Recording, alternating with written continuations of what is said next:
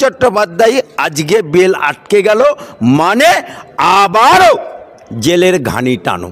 যে বাংলার বুকে সন্ত্রাসবাদী কাশ্মীর থেকে এসে ধরে নিয়ে যাচ্ছে সন্ত্রাসবাদীকে, আর তোমাদের ডিআইবিরা বুড়ো আঙুল চুষছিল। এক পা আছে কলকাতার বাড়িতে আর এক পা জেলের দিকে এগিয়ে আছে। মুখ্যমন্ত্রী নির্লজ্জ যদি না হতো তাহলে এই রকম ফিরহাদ হাকিমের মতো লোককে লাত মেরে তাড়িয়ে দিত। মেয়ে যে ফিরহাদ হাকিম টিকিট পায়নি বলে মমতার বাড়িতে ঢেলা মেরেছিল মমতা ব্যানার্জিকে, কিসের ওড়িয়ে? হ্যাঁ, ও কতদূর লেখাপড়া করেছে? ফিরহাদ বাবু, বাংলার ভারতবর্ষের কনস্টিটিউশনটা পড়ো এবং 1971 সালের জাজমেন্টটা পড়ো, তারপরে তুমি এই সমস্ত বক্তব্যগুলো দেবে। নিজের বেলায় আঁটুসিটি, পরের বেলায় দাঁত কাপাটি। উনি কি তাহলে গঙ্গা স্নান করে পবিত্র হয়ে, তাহলে উনি যে হজে গেলেন, হাজি বিবি হজে যায়, ডুবে ডুবে পানি খায়, আবার গঙ্গায় গিয়ে ডুবুক কেটে আবার কি হিন্দু সাজবে নাকি? হ্যাঁ, পুলিশ কি মেরুদণ্ডহীন হয়ে গেছে? পুলিশকে ধ্বজভঙ্গ করে দিয়েছে, পুলিশকে লাউ গাছে পরিণত করেছে এই মমতা পুলিশ। কার্যত আপনাদের জানিয়ে রাখি যে এর আগে আমরা দেখেছিলাম যে ইডি মামলায় পার্থ চট্টোপাধ্যায়কে কিন্তু জামিন দিয়ে দেওয়া হয়েছিল, কিন্তু সিবিআই মামলায় হাইকোর্টে পার্থ চট্টোপাধ্যায়ের জামিন খারিজ করে দিয়েছে। এবং আমার সাথে এই মুহূর্তে রয়েছে বিশিষ্ট আইনজীবী আলী আফজাল। দাদা, পার্থ চট্টোপাধ্যায় সিবিআই মামলায় জামিন পেলেন না, কি বলবেন এই বিষয়ে?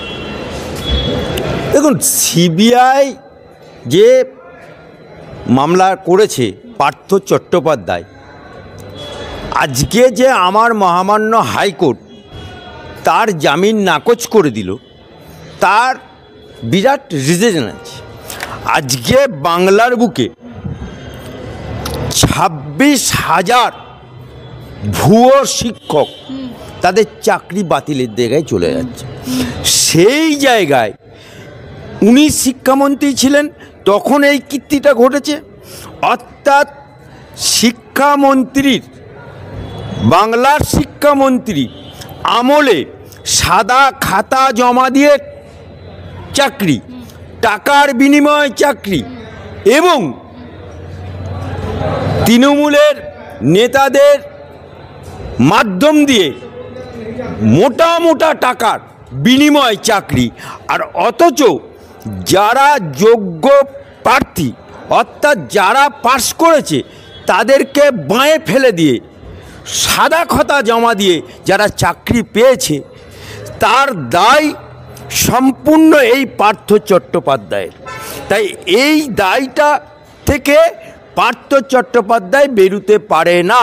তাই আমার মহামান্য হাইকোর্ট অবজার্ভ করেছে যে এই লোকটিকে যদি বেল দেওয়া হয়, তাহলে বাংলার বুকে এই যে চোর, এই যে সাদা খাতা জমা দিয়ে চাকরি, এই যে দুর্নীতিকে প্রশ্রয় দেওয়া হবে। সেই কারণে আমার হাইকোর্ট মহামান্য বিচারপতি অবজার্ভ করে তার বেল নাকচ করেছে। ইডি যেটা করেছিল সেটা হচ্ছে অর্থ সংক্রান্ত। অর্থটা পেয়েছিল কার কাছে? অর্থটা পেয়েছিল তো অর্পিতার কাছ থেকে, ওর কাছ থেকে অর্থটা পায়নি। সেই কারণে হয়তো ইডি জামিনটা পেয়েছিল। কিন্তু এখানে দেখতে হবে, ইডি মামলা করেছে, সিবিআইও মামলা করেছে। সেই জায়গাতে ইডির ক্ষেত্রে জামিন পেলেও সিবিআইয়ের ক্ষেত্রে জামিন পেল না। অর্থাৎ পার্থ চট্টোপাধ্যায় মমতা ব্যানার্জির ঘনিষ্ঠ, যিনি শিক্ষামন্ত্রী, আবারও জেলে দিন কাটতে হবে, আবারও তাকে জেলের ঘানি টানতে হবে। আর এতে বাংলার মানুষ খুশি, এবং যারা দীর্ঘদিন ধরে শিক্ষার দুর্নীতি নিয়ে আন্দোলন করছিল তাদের জয়, এবং বাংলার মানুষের জয়, এবং আমরা যারা উকিল হিসাবে লড়ছি তাদের জয়। এই পার্থ চট্টোপাধ্যায়ের বান্ধবী অর্পিতার বাড়ির খাটের তলার থেকে কোটি কোটি টাকা উদ্ধার হয়েছে, কিন্তু তিনি তো জামিন পেয়ে গেলেন। আরে দেখুন, ইডি জামিন দিয়ে ইডির তদন্ত যেটা পেয়েছে, সেক্ষেত্রে মহামান্য আদালত জামিন দিয়েছে। কিন্তু জামিন পেয়েছে মানে সে বেকসুর খালাস হয়ে গেল, ধোয়া তুলসী পাতা হয়ে গেল, তা তো না। যেমন ধরুন এই যে আমাদের কুণাল ঘোষ, বাপমা নাম রেখেছে কুণাল ঘোষ, জনগণ নাম রেখেছে ছিনাল ঘোষ। এই ছিনাল ঘোষ যে কিনা পিজেন ভ্যান বাজিয়ে বলতো মমতা চোর, যে নাকি বলতো সারদা নাওদার টাকা সব কালীঘাটে আছে, সেও কিন্তু জামিনে আছে। অর্থাৎ ওর এক পা আছে কলকাতার বাড়িতে আর এক পা জেলের দিকে এগিয়ে আছে। অর্থাৎ সে এখনও বিচারাধীন আসামি, আর সেই আসামি এখন বহুত লম্বা চওড়া ভাষণ দেয়, হ্যান করেঙ্গে ত্যান করেঙ্গে লটকে লেঙ্গে, অনেক বড় বড় কথা বলে।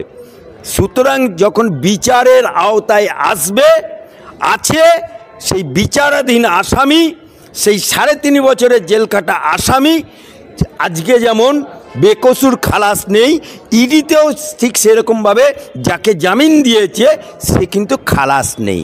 আর পার্থ চট্টোপাধ্যায় আজকে বেল আটকে গেল মানে আবারও জেলের ঘানি টানো।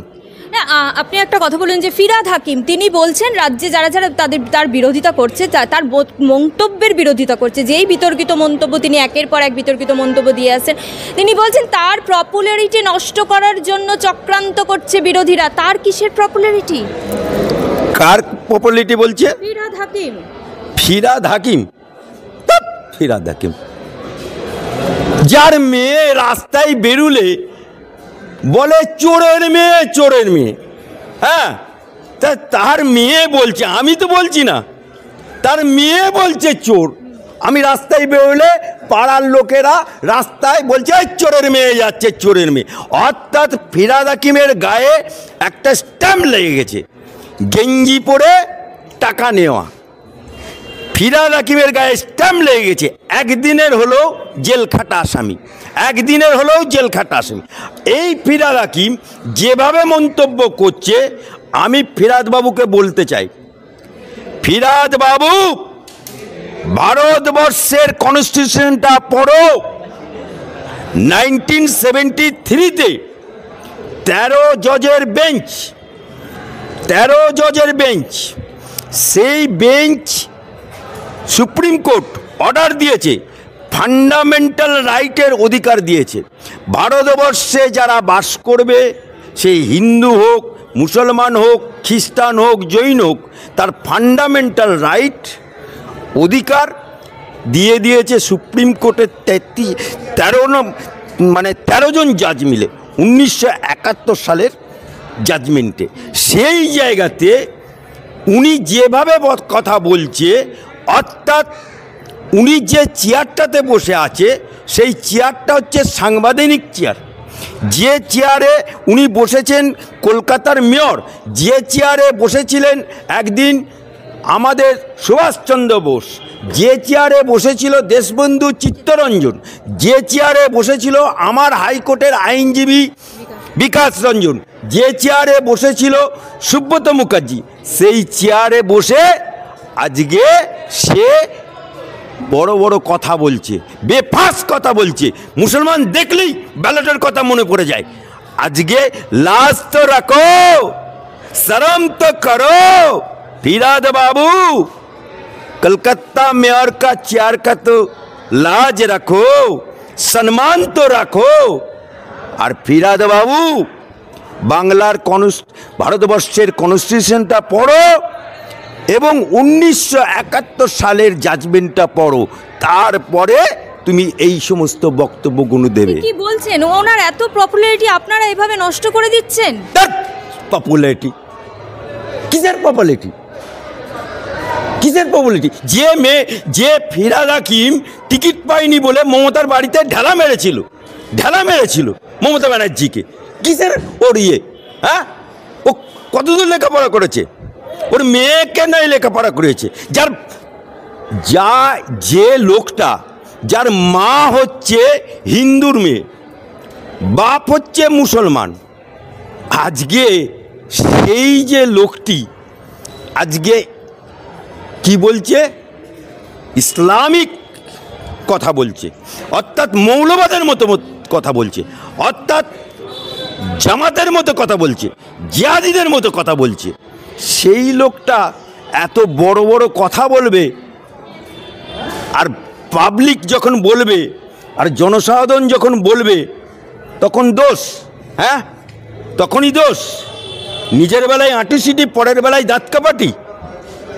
আজকে এই ফিরহাদ হাকিম যদি নির্লজ্জ না হতো, আর আমাদের মুখ্যমন্ত্রী নির্লজ্জ যদি না হতো, তাহলে এই রকম ফিরহাদ হাকিমের মতো লোককে লাত মেরে তাড়িয়ে দিত। কিন্তু মমতা ব্যানার্জির গঙ্গাসাগরের দায়িত্ব দিয়ে দিল, মমতা ব্যানার্জির দায় তাকে দিয়ে দিচ্ছে গঙ্গাসাগরের দায়িত্ব। আরে গঙ্গাসাগর, আরে গঙ্গাসাগর তো হিন্দুদের, সনাতনীদের পবিত্র স্থান। গঙ্গাসাগর হিন্দু সম্প্রদায়ের পুণ্য স্নান। সেখানে কোনো হিন্দু দায়িত্ব পেল না, সেখানে দায়িত্ব পেলে কে? ফিরহাদ হাকিম। কই হজে যখন যায়, হজে মক্কাতে হজ হয়, তখন ভারতবর্ষ থেকে, পশ্চিমবাংলা থেকে, হজ কমিটির তরফ থেকে, ভারতবর্ষের হজ কমিটির তরফ থেকে, ওয়েস্ট বেঙ্গলের হজ কমিটি থেকে কই কোনো হিন্দুকে দায়িত্ব দেয় না কেন? ওয়াই? খুব তো সেকুলার। তারকেশ্বরের কমিটিতে কে যাবে? ফিরহাদ হাকিম। গঙ্গাসাগরের দায়িত্ব কে পাবে? ফিরহাদ হাকিম। একটা চোরকে যদি দায়িত্ব দেওয়া হয়, একটা লম্পটকে যদি দায়িত্ব দেওয়া হয়, একটা মানে ধর্মীয় বিদ্বেষমূলক লোককে যদি দায়িত্ব দেয়, উনি কি তাহলে গঙ্গা স্নান করে পবিত্র হয়ে, তাহলে উনি যে হজে গেলেন, হাজি বিবি হজে যায়, ডুবে ডুবে পানি খায়, আবার গঙ্গায় গিয়ে ডুবুক কেটে আবার কি হিন্দু সাজবে নাকি? হ্যাঁ, কোনটা করবে? জবাব তোমাকে দিতে হবে। বাংলার মানুষ কিন্তু ছেড়ে কথা বলবে না।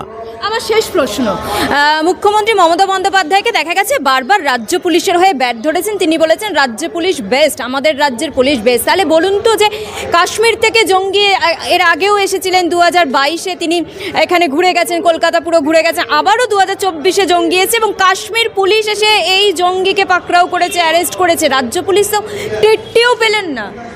দেখুন, এই বাংলার পুলিশ, এই কলকাতার পুলিশ আমাদের একদিন গর্ব ছিল। আমরা গর্ব করে বলতাম আমরা কলকাতা পুলিশের আন্ডারে বাস করি। আমরা গর্ব করে বলতাম বাংলার পুলিশ, এটা আমাদের গর্ব ছিল। কিন্তু এই তৃণমূলের আমলে, এই ধ্বজভঙ্গ সরকারের আমলে, এই মমতা খালার আমলে, এই মমতা আপার আমলে, এই মমতা বুবুর আমলে পুলিশগুলোকে সব ধ্বজভঙ্গ করে দিয়েছে। কলকাতার বুকে পুলিশ, কলকাতার পুলিশকে তৃণমূলের হুলিগান ঢুকলে তখন টেবিলের তলায় ঢুকে খাতা চাপা দিতে হয় মাথাকে, অর্থাৎ পুলিশ তাকে মাথা চাপা দিতে হচ্ছে তৃণমূলের ভয়ে। আবার এই পুলিশ যখন আরজিকর কাণ্ডে তৃণমূলের বেলেঘাটা থেকে হুলিগান গেল ভাঙচুর করছে বিল্ডিং, তখন পুলিশগুলো সব পালিয়ে যাচ্ছে। পুলিশ কি মেরুদণ্ডহীন হয়ে গেছে? পুলিশকে ধ্বজভঙ্গ করে দিয়েছে, পুলিশকে লাউ গাছে পরিণত করেছে এই মমতা পুলিশ। আর তাই আজকে বাংলার বুকে যে সন্ত্রাসবাদী ধরা পড়ছে, এর দায় মমতা ব্যানার্জিকে নিতে হবে। কারণ নট করে মুখ্যমন্ত্রী মমতা ব্যানার্জি, আমি অ্যাডভোকেট আলী আফজল চাঁদ বলছি, যদি বাপের বেটি হবে, যদি এক বাপের পয়দা হবে, তাহলে আমার কথার জবাব দেবে। আজকে কাশ্মীরের থেকে পুলিশ এসে ধরছে, তাহলে তোমার আইবি কি করছে? তোমার ডিআইবি কি করছে? তোমার আইবি কি, ইন্টেলিজেন্স ব্যুরো কি করছে? তাদের মাইনে তো তুমি দাও না, মাইনে দেয় আপনার টাকা, আমার টাকা, জনগণের টাকায় মাইনে দিয়ে আজকে তারা তোমার দালালি করছে। এবং দালালিটা এমন পর্যায়ে চলে যাচ্ছে যে বাংলার বুকে সন্ত্রাসবাদী কাশ্মীর থেকে এসে ধরে নিয়ে যাচ্ছে সন্ত্রাসবাদীকে, আর তোমাদের ডিআইবিরা বুড়ো আঙুল চুষছিল।